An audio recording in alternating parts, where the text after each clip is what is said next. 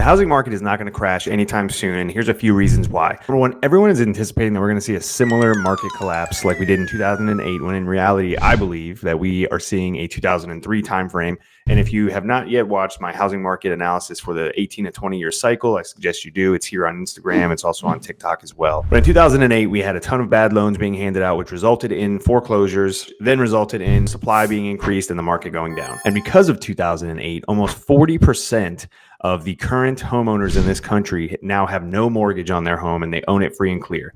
The other 60% of homeowners basically have a mortgage under 4%, which is locking them into, the home that they're in currently with a mortgage that's almost half the price of current rents out there. So they won't need to be selling anytime soon. Then you have investors coming in heavily into this market and have been, right? So even up until March 22, the recent peak of the housing market where everybody believes that we had peaked, you had investors coming in just hand over fist, offering hundreds of thousands over listing price, all cash, next day offers. You couldn't even keep anything on the market, right? Those same investors have been consistently purchasing properties ever since that high of March 2022 and before then as well. And I don't know about you, granted, yeah, maybe they may be wrong, but an investor who's seeking out, multiple ROIs on their investment potentially over the course of several years probably isn't going to be, investing money like that into an asset that they don't project is going to continuing higher.